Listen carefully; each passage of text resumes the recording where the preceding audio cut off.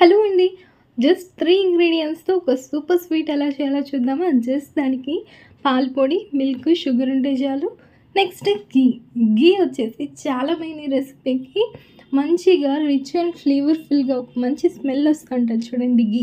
అలాంటి ఒక మంచి క్వాలిటీ ఉన్న ఘీని తీసుకోండి. లేదు అంటే రెసిపీ మొత్తం బిస్కెట్ అయిపోద్ది, మీ ఇష్టం.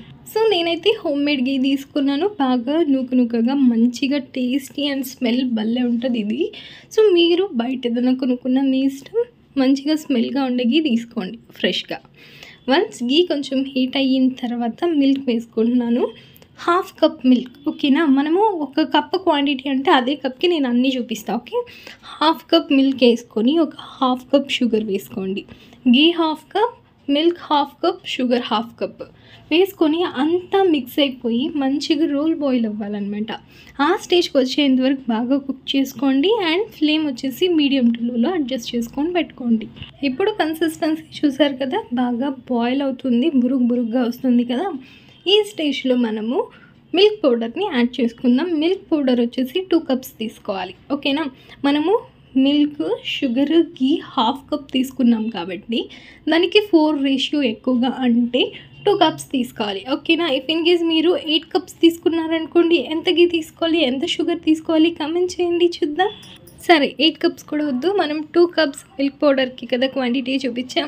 అదే 4 కప్స్ మిల్క్ పౌడర్ తీసుకుంటే ఎంత ఘీ, ఎంత షుగర్ తీసుకోవాలి కామెంట్ చేయండి. దీన్ని బట్టి క్యాలిక్యులేట్ చేసుకొని ఒక 1 కప్ మిల్క్ పౌడర్ వేసేసుకొని మిక్స్ చేసుకొని నెక్స్ట్ ఇంకొక 1 కప్ వేసుకోండి. అంతా ఒకేసారి వేయకుండా, ఓకేనా?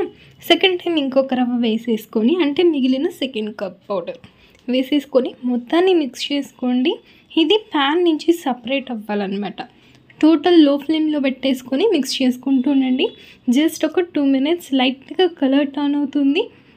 అలాగే వదలకుండా మిక్స్ చేసుకుంటూ ఉన్నాము అంటే లైట్గా కడాయి నుంచి సపరేట్ అవుతూ వస్తుందన్నమాట.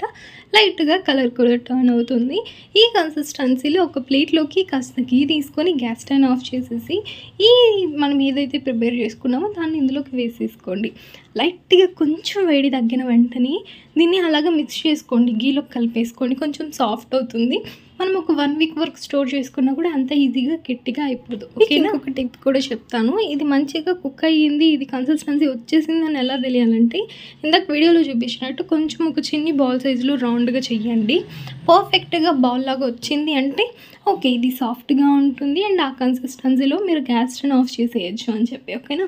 నెక్స్ట్ మీకు నచ్చిన షేప్ అండ్ సైజెస్లోకి మీరు చేసుకోండి.